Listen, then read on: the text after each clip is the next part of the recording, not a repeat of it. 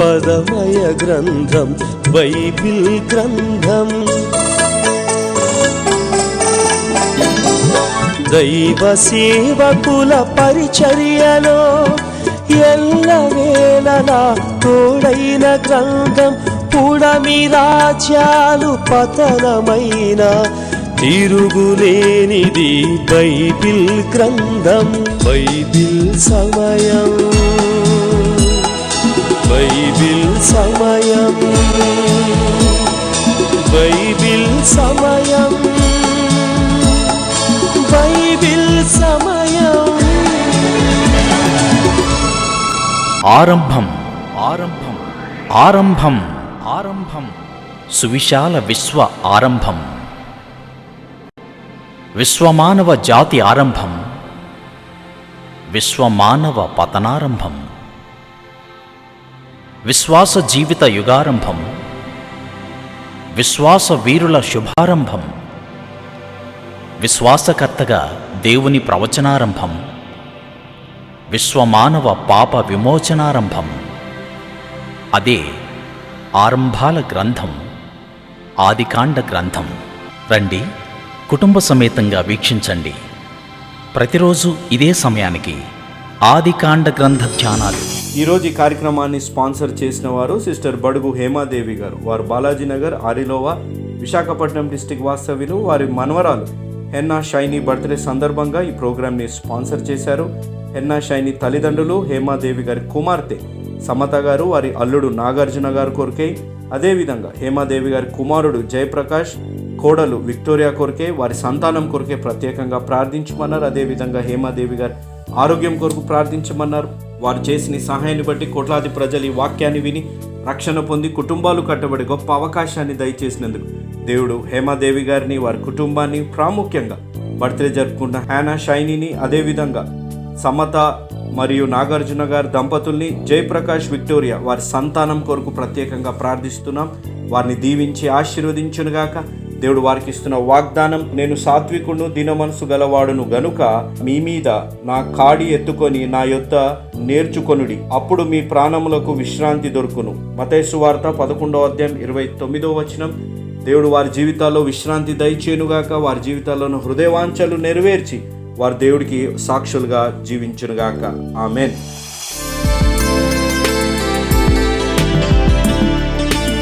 వాడవచ్చింది యేసు, వాడవచ్చింది, వాడవాడల వారినంతా తీసుకెళ్ళుటకు రండి, పల్లెపట్నం వారినంతా తీసుకెళ్ళుటకు. వాడవచ్చింది రక్షణ, వాడవచ్చింది, వాడవాడల వారినంతా తీసుకెళ్ళుటకు రండి, పల్లెపట్నం వారినంతా తీసుకెళ్ళుటకు.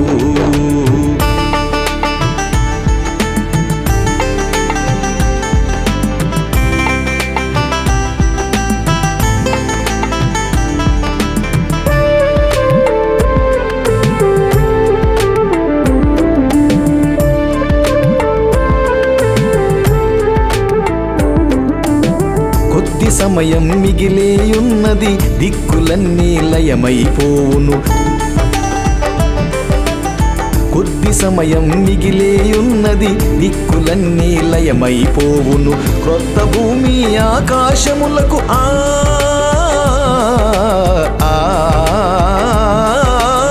క్రొత్త భూమి ఆకాశములకు తీసుకెళ్ళును యేసు వాడలో.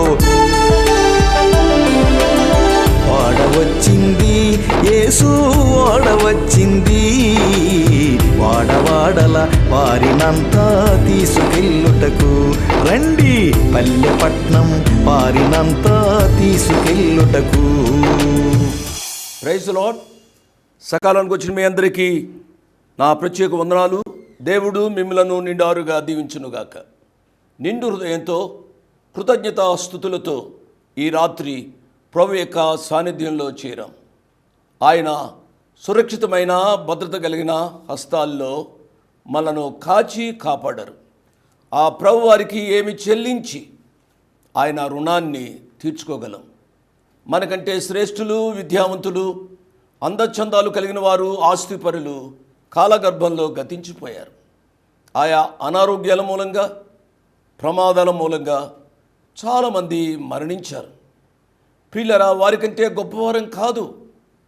ఈ రాత్రి కృతజ్ఞతాస్తుతులు నిండిన హృదయంతో ఆ ప్రియ ప్రభు యొక్క వాక్యాన్ని శ్రద్ధగా వినాలని ప్రభు పేరిట నేను మనవి చేస్తున్నాను. ఏమి చెల్లించి మీ రుణాన్ని తీర్చుకోగలవు నాయనా? ఈ రాత్రి కూడా మీ కృపా వాక్కులు వినే భాగ్యాన్ని మీరు నాకు దయచేసినందుకై స్తోత్రాలు అని దేవుని యొక్క వాక్యాన్ని వినాలి. గత సంవత్సరం అంతా మన భక్తి స్వార్థంతో కూడిందా? ఎందుచేత మనం భక్తి చేస్తూ వస్తున్నాము? ఈ క్రైస్తవ భక్తి చేస్తే, ప్రార్థనలు చేస్తే, లేక ఈ కార్యక్రమాలకు సహాయపడితే, ఏదో చేస్తే మనకు కలిసి వస్తుంది అని చేశామా? లేక యథార్థమైన భక్తితో మనం జీవించామా? ఆలోచించుకునమని ప్రభు పేరట నేను మనవి చేస్తూ ఉన్నాను. ప్రియులరా, మన భక్తి ఏ రీతిగా ఉందో? భక్తి ముసుగులో పాపం చేస్తూ వచ్చామా? స్వార్థంతో జీవిస్తూ మన జీవితాన్ని గడిపామా? విశ్వాసులుగా, సేవకులుగా మనము ఆలోచించాలని ప్రభు పేరిట నేను మనవి చేస్తున్నా. ముఖ్యంగా నాకంటే చిన్నవారు ఎవరైనా కొద్దిమంది పెద్దవారు ఉంటే వారికి, సేవక వర్గంలో ఉన్న వారికి ప్రత్యేకముగా నా మనవి. ఈనాడు చాలామంది అనుకుంటూ ఉండడం వింటూ ఉన్నాం. ఈనాడు సేవలో ఉన్నారంటే సేవ వ్యాపారం అయిపోయింది. డబ్బులు సులువుగా సంపాదించుకోవడానికి ఇది ఒక మార్గము అని చెప్పుకుంటూ వింటున్నప్పుడు హృదయము బ్రద్దలవుతుంది. ఇంత చదువుకుని సేవను వ్యాపారంగా మార్చడానిక ఈ పరిచర్యలోనికి వచ్చింది అని ఎంతో బాధపడుతూ ఉంటాను. ప్రియులారా, దయచేసి నన్ను క్షమించండి. ఈ సేవలోనికి రావడం స్వార్థం కొరకు కాదు. నా ప్రియ ప్రభు నన్ను పిలిచారు. నేను చిన్న వయసులో రక్షింపబడ్డాను. పేదవాడినైనా ఏదో కొద్దో గొప్ప నేను చదువుకున్నాను. చదువుకుని నా చదువును బట్టి నా జీవనోపాధి సాగిస్తూ ఉండగా నా ప్రియ ప్రభు తన ఉన్నతమైన సేవ కొరకై నన్ను పిలిచారు. సేవకు వచ్చాను, రేడియోలో మాట్లాడుతూ వచ్చాను, టీవీలో మాట్లాడుతూ వచ్చాను. మీ ప్రేమకు నేను రుణస్థుడను. కానీ ఈ సేవను ఆధారం చేసుకుని ఎన్నడూ వ్యాపారం చేసి సంపాదించుకోవాలి అనేది నా యొక్క ఉద్దేశం కాదు పిల్లరా. ఇది ఊహకు మించిన ఆలోచన అనే విషయాన్ని నేను జ్ఞాపకం చేస్తున్నాను. నాకంటే చిన్నవారు ఎవరైనా సేవను ఆధారం చేసుకుని వ్యాపారం చేసి డబ్బు సంపాదించి మనుషులకు దూరంగా జీవించాలి అనుకోవడం భావ్యం కాదు అనే సత్యాన్ని నేను జ్ఞాపకం చేస్తున్నాను. అప్పుడప్పుడు కొంతమంది నాతో మాట్లాడుతూ అంటూ ఉంటారు, జోషి గారు మిమ్మల్ని కలవడం ఇంత సులువండి, కొంతమంది సేవకులను కలవాలంటే చాలా కష్టమండి. మంత్రులను కలవచ్చు కానీ సేవకులను కొద్దిమందిని కలవడం చాలా కష్టంగా ఉంది అని అంటూ ఉన్నప్పుడు హృదయం చాలా బాధగా ఉంటుంది. యేసు ప్రభు వారు పరిచర్యలో ఎన్నడూ కూడా ఆయన రిజర్వ్గా ఉండలేదు అండి. ఆయన మనుషులలో ఆయన కలిసి మిళితమై ఆయన తన సేవను కొనసాగించినట్లుగా చూస్తాం. 15,000 మందికి పైగా పోషించినప్పుడు ఆ ప్రియ ప్రభు మనుషుల్లో ఆయన కలిసిపోలేదా? నా ప్రియులరా, ఈ రాత్రి దీర్ఘంగా మనం ఆలోచించాలి. నూతన సంవత్సరంలో మనం ప్రవేశిస్తున్నాం. నాకంటే చిన్న వయసులో కలిగిన వారు సేవలో ఉంటే మనుషులతో మీరు మిళితం కమ్మని ప్రభు పేరిట నేను మీకు మనవి చేస్తూ ఉన్నాను. దేవుని యొక్క వాక్య ధ్యానంలోనికి వెళదాం. అమ్మ బాబు, మీ ఆరోగ్యాలు బాగున్నాయి కదూ? బాలింతులైన నా ప్రియ బిడ్డలారా, మీ ఆరోగ్యాలు ఎలా ఉన్నాయి? మీకు ఒక వరంగా ప్రసాదించిన బిడ్డ ఎలా ఉన్నాడు లేక ఎలా ఉంది? మీ ఆరోగ్యాల కొరకు నిత్యమో ప్రార్థన చేస్తూ ఉన్నాం. ఇంతవరకు వివాహం కాలేదని బాధపడుతున్న నా ప్రియ ఆడబిడ్డలారా, దేవుడు మీ పట్ల ఒక ఉద్దేశాన్ని కలిగి ఉన్నాడు. ఆయన ఆలస్యం చేస్తున్నాడు. ఆయన నిర్లక్ష్యం కాదు. మీ పట్ల ఏదో ఉన్నతమైన ఉద్దేశాన్ని కలిగి ఉన్న ఆ ప్రభు యొక్క ఉద్దేశం వైపు మీరు వేచి ఉండాలని నేను మీకు మనవి చేస్తున్నాను. ఒక తండ్రిగా మనవి చేస్తున్నాను. మీరు దిగులు పడి విచారపడి మీ యొక్క ఆధ్యాత్మిక జీవితాన్ని పాడు చేసుకునవద్దు అని ప్రభు పక్షంగా చెబుతూ ఉన్నాను. మంచిది. ఇక ప్రార్థన చేసుకుని దేవుని యొక్క అనుదిన వాక్య భాగాన్ని మనం ధ్యానం చేసుకుందాం, ప్రార్థన చేసుకుందాం. తల వంచండి. కళ్ళు మూసుకునండి. మమ్మలను మిక్కిలిగా ప్రేమించిన మా ప్రియ పరలోకపు తండ్రి, వందనాలు, స్తోత్రాలు నాయనా. ఈ సమయం వరకు మమ్మలను క్షేమంగా మీ హస్తముల భద్రతలో కాపాడరు ప్రభువా. మీ ప్రేమకు ఏమి చెల్లించి మీ రుణాన్ని తీర్చుకోగలవు నాయనా. మా అనారోగ్యంలో ఆరోగ్యమై ఉన్నారు, మా బాధలలో మాకు క్షేమాన్ని దయచేశారు. గాఢాంధకారపు లోయలాంటి పరిస్థితులు గుండా వెళ్ళినప్పటికి కూడా మీ దుడ్డు కర్ర, మీ దండం మమ్మలను ఆదరిస్తూ వచ్చింది ప్రభువా. మీ ప్రేమ కొరకై వందనాలు, స్తోత్రాలు. ఈ రాత్రి మీ కృపా వాక్యాన్ని వినబోతున్నాం ప్రభువా. వాక్యం ద్వారా మాతో మాట్లాడండి ప్రభువా. ఇంతవరకు వాక్య పరిచర్య ద్వారా మారు మనసు పొందిన వారి కొరకై మీకు స్తోత్రాలు ప్రభు. ఇంకా మారు మనసు పొందకుండా హృదయాన్ని కాఠిన్యం చేసుకున్న వారి కొరకై ప్రత్యేకముగా ప్రార్థన చేస్తున్నాము ప్రభువా. హబక్కూకు అన్నాడునైనా, యెహోవా సంవత్సరంలో జరుగుచూ ఉండగా మీ నూతన కార్యాన్ని నా యొక్క జీవితంలో తెలియపరచుము అన్న రీతిగా ప్రభు ఈ రాత్రి అయినా మారు మనసు పొందడానికి సహాయపడండి. ఘనత, మహిమా, ప్రభావాలు నీ కుమారుని ద్వారా మీరే పొందండి. యేసయ్య నామమున స్తుతించి ఘనపరిచి వేడుకుంటున్నాము తండ్రి, ఆమేన్. ప్రార్థనలో పాల్గొన్న మీ అందరికీ నా ప్రత్యేక వందనాలు. దేవుడు మిమ్మలను నిండారుగా దీవించునుగాక. ఈరోజు వాక్య భాగం ఆదికాండం 17వ అధ్యాయము చివరి భాగం మనం ధ్యానం చేయాలి. దరిదాపు 18వ వచనం వరకు మనము ధ్యానం చేశాం. 19వ వచనం నుంచి మనము ధ్యానం చేయాలి. ఈ భాగంలో మనం చూసినట్లయితే దేవుడు దరిదాపు బైబిల్లో 7 ముఖ్యమైన నిబంధనలు ఆయన వ్రాసి పెట్టాడు. రాసుకోవాల్సిన వారు రాసుకోనండి. ఈ 7 ప్రాముఖ్యమైన నిబంధనలు ఏమిటో నేను వరుసగా చెప్తాను. 1, ఆదాముతో దేవుడు చేసిన నిబంధన. 2వది, నోవహుతో దేవుడు చేసిన నిబంధన. 3వది, అబ్రహాముతో చేసిన నిబంధన. 4వది, మోషేతో సినాయి కొండపై చేసిన నిబంధన. 5వది, దావీదు భక్తునితో చేసిన నిబంధన. 6వది, కృపా నిబంధన. 7వది, నిత్య నిబంధన. రాసుకున్నారా? అబ్రహాముతో దేవుడు నిబంధన చేశాడు అని చెప్పాను కదూ. ఈ నిబంధనలో 4 ప్రాముఖ్యమైన విషయాలు గుప్తమై ఉన్నాయి. అనగా అబ్రహాముతో 4 నిబంధనలు ఆ ప్రియా దేవుడని యెహోవా చేశాడు.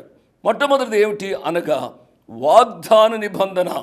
ఆదికాండం 12వ అధ్యాయము మొదటి 3 వచనాలు మనం చూసినట్లయితే దేవుడు అబ్రహాముతో చేసిన నిబంధన గురించి మనం చూస్తాం. ఇది వాగ్దాన నిబంధన. చదువుతున్నాను.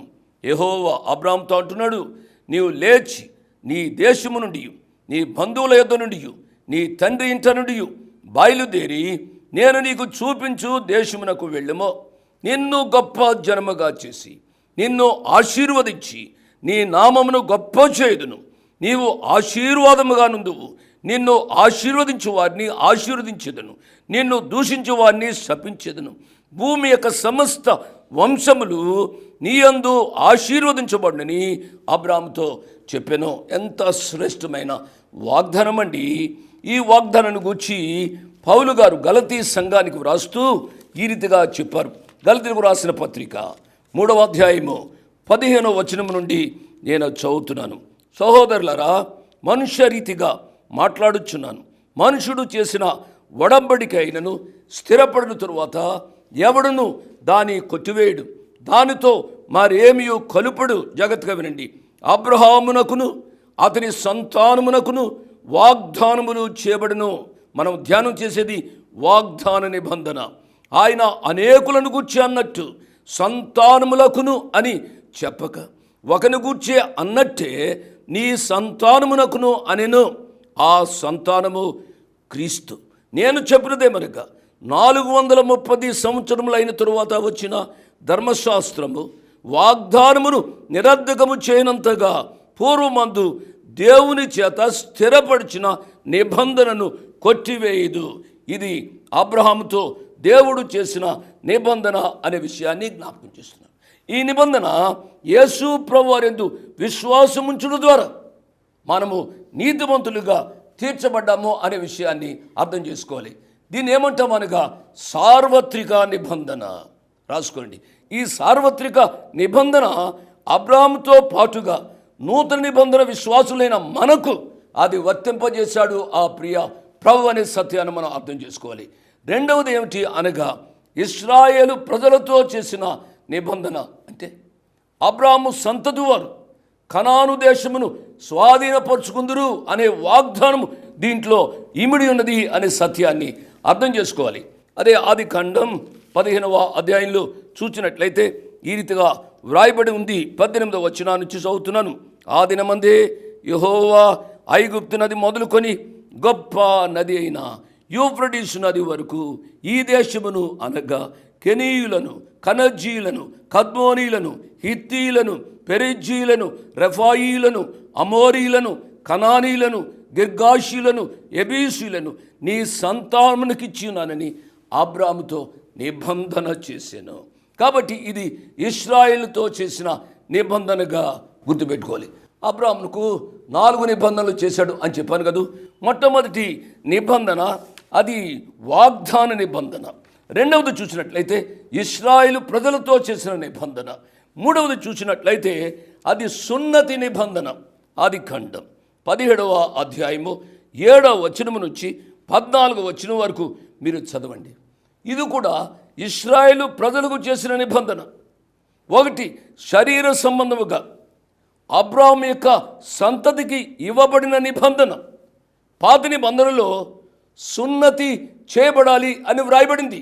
కానీ క్రొత్త నిబంధనలోనికి ఈ సున్నతి సాదృశ్యము బాప్తిస్మము అనే సత్యాన్ని మనం అర్థం చేసుకోవాలి.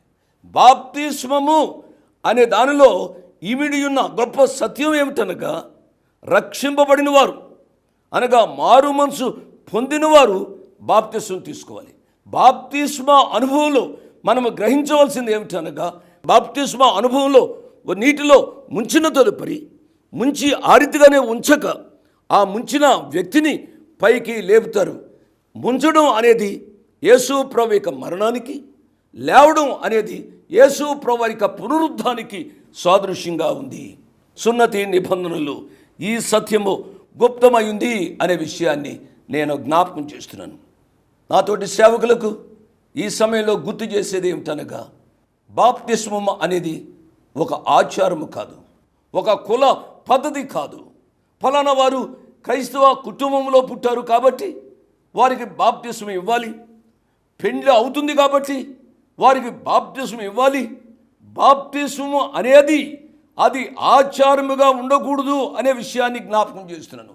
క్రైస్తవ కుటుంబంలో పుట్టారు అనడానికి బాప్తిస్మము లోకానికి ఒక గుర్తుగా ఉంటే ఉండవచ్చు, కానీ యేసు ప్రభువులో అది హర్షింపదగ్గ విషయం కాదు.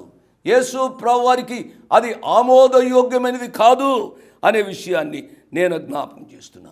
ఎవరు ఈ బాప్తిస్మం తీసుకోవాలి అనగా రక్షింపబడిన వారు. ఏ కులానికి సంబంధించిన, ఏ మతానికి సంబంధించిన, ఏ సంఘానికి సంబంధించిన వారు బాప్తిస్మ అనుభవంలోనికి రావాలి అనే సత్యాన్ని ఈ రాత్రి గంటాపదంగా నేను చెప్తూ ఉన్నాను. రెండవది ఏమిటి అనగా సున్నతి మగపిల్లలకే చేయబడుతుంది, కానీ బాప్తిస్మం అనేది మగవారికే కాక స్త్రీలకు కూడా ఇవ్వబడుతుంది అనే సత్యాన్ని మనం అర్థం చేసుకోవాలి. స్త్రీలు పురుషులు రక్షింపబడిన వారు బాప్తిస్మ అనుభవంలోనికి రావాలి. నాలుగవది ఏమిటి అనగా సార్వత్రిక నిబంధన. ఆదికాండము 22వ అధ్యాయము 18వ వచనంలో ఈ రీతిగా వ్రాయబడి ఉంది. మరియు నీవు నా మాట వినునందున భూలోకంలోని జనములన్నీ నీ సంతానం వలన ఆశీర్వదించబడును, నా తోడని ప్రమాణం చేస్తున్నానని యెహోవా సెలవిచ్చెను. నిబంధన అనే మాట ఇక్కడ చూసినట్లయితే ప్రమాణము అని వ్రాయబడి ఉంది. 4 నిబంధనల గురించి నేను జ్ఞాపకం చేశాను. మొదటి నిబంధన వాగ్దాన నిబంధన అని నేను చెప్పాను. రెండవది ఇశ్రాయేలుతో దేవుడు చేసిన నిబంధన, అది ఇశ్రాయేలు ప్రజలకే వర్తిస్తుంది. మూడవది సున్నతి నిబంధన. నాలుగవది సార్వత్రిక నిబంధన. పిల్లరా, ఈ 4 నిబంధనలను 2 కేటగిరీలుగా విభాగిస్తున్నాను. జాగ్రత్తగా వినాలి, రాసుకోవాల్సిన వారు రాసుకోనండి. ఒకటి స్థానిక నిబంధన, రెండవది సార్వత్రిక నిబంధన. విన్నారు కదూ, రాసుకున్నారు కదూ. కాబట్టి ఆ ప్రియ ప్రభు మనను ప్రేమించి ఆయన నిబంధన చేశాడు. ఏ నిబంధన నీకు వర్తిస్తుందో ఆ నిబంధన ప్రకారము జీవించడానికి ఈ రాత్రి తీర్మానం చేసుకునే వాళ్ళని ప్రభు పేరిట నేను మనవి చేస్తున్నా. కులాన్ని బట్టి కాదు, మతాన్ని బట్టి కాదు, రక్షణానుభవాన్ని బట్టి ఆ ప్రియ ప్రభు నీకు చేయవలసింది ప్రతీదీ ఆయన చేశాడు. కాబట్టి 2 చేతులు జోడించి ఆ ప్రభు వారిని స్తుతించాలి, ఆరాధించాలి, కొనియాడాలి అనే విషయాన్ని నేను జ్ఞాపకం చేస్తున్నాను. ఈ సున్నతి ఆచారము ద్వారా కొన్ని ప్రాముఖ్యమైన సత్యాలు, ఆధ్యాత్మిక పాఠాలు నేర్చుకుందాం. సున్నతి పొందవలసిన వారు 3 రకాలుగా విభాగించబడ్డారు. చదివిన వాక్య భాగంలో మనము చూస్తామండి. ఆదికాండం 17వ అధ్యాయాన్ని మనము తరిచి చూసినట్లయితే మనకు అర్థమవుతుంది. 1 ఇంట పుట్టినవారై ఉండాలి అని మనం చదివాం. 23వ వచనం, ఆదికాండం 17వ అధ్యాయము 23వ వచనం. అప్పుడు అబ్రహాము తన కుమారుడైన ఇష్మాయిలును, తన ఇంట పుట్టిన వారినందరినీ, తన వెండితో కొనబడిన వారందరినీ, అబ్రహాము ఇంటి మనుషులలో ప్రతి వానిని పట్టుకొని దేవుడు తనతో చెప్పిన ప్రకారము ఆ దినమంది వారి గోప్యాంగ చర్మమున సున్నతి చేసెను. వారు ఇంట పుట్టిన వారై ఉండాలి, నెంబర్ 1. నెంబర్ 2, అన్యులైనప్పటికీ కూడా వెండితో కొనబడిన వారై ఉండాలి. 3వది చూసినట్లయితే మీ తరములో ప్రతి మగవాడు సున్నతి పొందాలి అని షరతులు నియమించాడు. ప్రియులరా, ఇవి ఆధ్యాత్మికంగా మనము ఆలోచించినట్లయితే కొన్ని సత్యాలు మనం అర్థం చేసుకుంటాం. మొట్టమొదటిది ఏమిటి అనగా, ఇంట పుట్టిన వారందరినీ, ఇల్లు అనేది దేవుని సంఘానికి సాదృశ్యం. ఇంట పుట్టినవారు అనగా సంఘంలో, అనగా యేసు ప్రభు వారి రక్తం చేత కడగబడిన వారు, సహవాసమునకు కూడుకునే సంఘంలో చేర్చబడిన వారు ఇంట పుట్టినవారు అనే సత్యాన్ని అర్థం చేసుకోవాలి. ఇదే విషయాన్ని యోహాను గారు రాస్తూ ఈ రీతిగా చెప్పారు అండి. యోహాను సువార్త 1వ అధ్యాయము 12-13 వచనాలు. తన్ను ఎందరు అంగీకరించును వారందరికీ అనగా తన నామమునందు విశ్వాసముంచిన వారికి దేవుని పిల్లలగుటకు ఆయన అధికారము అనుగ్రహించును. వారు దేవుని వలన పుట్టిన వారే కానీ రక్తం వలనను, శరీర ఇచ్చల వలనను, మనిషి ఇచ్చల వలనను పుట్టినవారు కారు. దేవుని నామానికి స్తోత్రం. వాక్యం వింటున్నా ప్రియులారా, వాక్యాన్ని విన్న మీ యొక్క జీవితాలలో, మీ అంతరంగంలో నూతన సృష్టి అనుభవము, రూపాంతర అనుభవం కలిగిందా లేదా ఈ రాత్రి ఆలోచించవాలని ప్రభు పేరిట నేను జ్ఞాపకం చేస్తున్నాను. 2వ సత్యం ఏమిటి అనగా, వెండి ప్రాయశ్చిత్తమునకు సూచన కదూ. విన్నారు కదూ, ఇంట పుట్టినవారు, 2వది వెండితో కొనబడిన అన్యులై ఉండాలి అని నేను చెప్పాను కదూ. కాబట్టి వెండి ప్రాయశ్చిత్తానికి సూచన. వెండితో కొనబడిన వారు అనగా ప్రాయశ్చిత్త అనుభవం కలిగిన వారు. మరొకసారి నేను జ్ఞాపకం చేస్తున్నానండి. పేతురు గారు రాసిన 1వ పత్రిక 1వ అధ్యాయము 18-19 వచనాల్లో ఈ రీతిగా ఉంది. పితృపారంపర్యమైన మీ వ్యర్థ ప్రవర్తనను విడిచిపెట్టినట్లుగా వెండి బంగారముల వంటి క్షయ వస్తువుల చేత మీరు విమోచింపబడలేదు కానీ అమూల్యమైన రక్తము చేత, దేవుని నామానికి స్తోత్రం, అమూల్యమైన రక్తము చేత అనగా నిర్దోషమును నిష్కళంకమునకు గొర్రె పిల్ల వంటి క్రీస్తు రక్తము చేత విమోచింపబడుతురని మీరెరుగుదురు కదా. నా ప్రియులరా, యేసు ప్రభువారి యొక్క పవిత్ర రక్తం చేత విమోచింపబడిన మనము ఆ ప్రభువారిని స్తుతించాలి ఈ రాత్రి సమయంలో. కాబట్టి వెండి చేత కొనబడిన వారు అనగా ఆ ప్రియ ప్రభు చెందించిన అమూల్య రక్తం చేత కొనబడిన వారము అనే సత్యంలోనికి రావాలి అని ప్రభు పేరిట నేను జ్ఞాపకం చేస్తున్నాను. ఈ సున్నతి ఎలా చేయబడుతుంది అనగా, సున్నతి రాతి కత్తులతో చేస్తారు అండి. నిర్గమాకాండంలో చూసినట్లయితే ఈ రీతిగా వ్రాయబడి ఉంది. నిర్గమాకాండము 4వ అధ్యాయము 25వ వచనం. సిపోరా వాడిగల రాయి తీసుకుని తన కుమారునికి సున్నతి చేసెను. కాబట్టి సున్నతి అనేది రాతి కత్తులతో చేయబడుతున్నట్లుగా మనం చూస్తాం. ప్రియులారా, ఈ సున్నతి ఏ రీతిగా చేస్తారు అనగా, గోప్యాంగ చర్మమును కత్తితో ఖండిస్తారు లేక కోస్తారు అండి. అదేవిధంగా నూతన నిబంధన ప్రకారం వాక్యమనే ఖడ్గంతో మన అంతరంగ హృదయం కోయబడాలి అని దేవుని యొక్క వాక్యం సెలవిస్తుంది. ఇంకా నేను చదవాలంటే అనేక వచనాలు నాకు గుర్తుకొస్తున్నాయి. పౌలు గారు రోమా సంఘానికి వ్రాస్తూ ఈ రీతిగా చెప్పారు.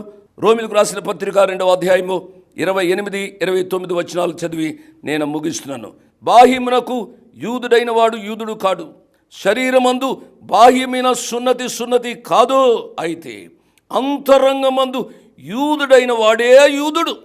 మరియు సున్నతి హృదయ సంబంధమైనదై ఆత్మయందు జరుగునదే గాని అక్షరం వలన కలుగునది కాదు. దేవుని నామానికి స్తోత్రం.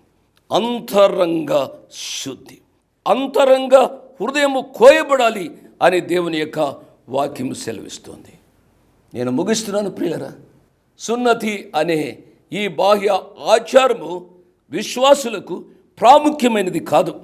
ఇదే గలతీ సంఘానికి వ్రాస్తూ 5వ అధ్యాయం 6వ వచనంలో ఆయన చెప్పారు, ప్రేమ వలన కార్యసాధకమగు విశ్వాసమే ప్రయోజనకరము అన్నారు. కాబట్టి ప్రేమ, విశ్వాసము, ఈ సున్నతి అనే అనుభవంలో గుప్తమైనది. ఇది క్రొత్త నిబంధన సున్నతిని ఎరిగి ఈ రాత్రికాల సమయంలో హృదయంలో ఈ సున్నతి అనుభవం కలుగునట్లుగా తీర్మానం చేసుకునే వాళ్ళని ప్రభు పేరిట నేను మనవి చేస్తున్నా. ఇంతవరకు వాక్యం విన్న ప్రియ తమ్ముడు, ప్రియ చెల్లి, నీ యొక్క జీవితంలో ఈ సున్నతి అనుభవం నువ్వు కలిగి ఉన్నావా? నీ హృదయంతరంగము వాక్యమనే ఖడ్గంతో కోయబడిందా? పాప జీవితానికి నువ్వు స్వస్తి పలికవా? నూతన హృదయ అనుభవంతో నీవు జీవిస్తున్నావా? ఈ రాత్రి నువ్వు ఆలోచించాలి. ఇంకా ఇటువంటి కార్యము నా యొక్క జీవితంలో జరగలేదు ప్రభువా అని నీ హృదయంతరంగం నీతో ఘోషిస్తూ ఉంటే మోకాళ్ళపైకి రా. ప్రభువా, ఈ రాత్రి నన్ను క్షమించు నాయనా. నూతన తీర్మానాలతో ప్రభువా వాక్యానుసారమైన సున్నతి అనుభవంతో ప్రవేశించినట్లు నాకు సహాయం చేయమని పశ్చాత్తాప హృదయంతో ప్రార్థించమని నా 2 చేతులు జోడించి మనవి చేస్తున్నాను. అట్టి కృపా తీర్మానము వాక్యం విన్న ప్రతి బిడ్డకు పరిశుద్ధాత్మ దేవుడు దయచేయునుగాక. ఆమేన్. Praise the lord.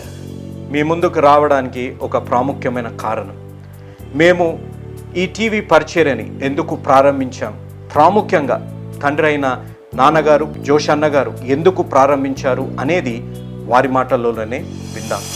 ఈ కార్యక్రమాన్ని నిర్వహించడానికి నేను ఎంతో ధైర్యం చేశాను అనే విషయాన్ని జ్ఞాపకం చేస్తున్నాను. డబ్బుండి కార్యక్రమాన్ని ప్రారంభించలేదు. నన్ను రక్షించి ఇంతవరకు పిలిచిన ప్రభు ఉన్నారు అని, తదుపరి విశ్వాసులైన మీరు ఉన్నారు అనే ధైర్యంతో ఈ కార్యక్రమాన్ని కొనసాగిస్తున్నాం. విన్నారు కదా, నాన్నగారు ఏ ధైర్యమైతే వారు చేసి టీవీ కార్యక్రమాలని ప్రారంభించారు. మన రక్షకుడైన యేసు ఉన్నారని, విశ్వాసులైన మీరు ఉన్నారనే ధైర్యంతోనే ఈ టీవీ కార్యక్రమాలని మేము కొనసాగిస్తున్నాం గత 12 సంవత్సరాలుగా. ఇక ముందు కూడా మేము కొనసాగించాలి అని అంటే మీలో విశ్వాసులైన మీరు, ప్రేరేపింపబడ్డవారు మీరు, వచనం వెంబడి వచ్చిన ధ్యానాలు జోషన్న గారివి, పాయింట్ వైజ్ ధ్యానాలు జాన్ స్పర్జన్ గారివి, హీరోస్ ఆఫ్ ది బైబిల్ అనే సిరీస్ ధ్యానాలు భక్త్ సింగ్ నావి కొనసాగేటట్టు మీరు ప్రేరేపింపబడితే, మీరు సహాయం చేసి మీరు నేరుగా నాతోని మాట్లాడవచ్చు. నాతో మాట్లాడి మాకు సహాయం చేయాలనేది నా మనవి. కాబట్టి మీరందరూ ఏ భారమైతే, సేవా భారమైతే నాన్నగారు గత 40 సంవత్సరాలుగా ముందుకు కొనసాగించారు, ఇప్పుడు యవనస్తులమైన మా అన్నగారు జాన్ స్పర్జన్ గారు మాపై ఉంది. కాబట్టి మీరు కూడా ఏ విధంగా నాన్నగారిని అయితే ప్రోత్సహించారు, నాన్నగారిని ఆదరించారు, మమ్మల్ని కూడా ఆ విధంగానే ప్రోత్సహించి ఆదరిస్తారని నమ్ముచు సెలవు తీసుకుంటున్నాను. దేవుడు మిమ్మల్ని దీవించి ఆశీర్వదించునుగాక. ఆమేన్.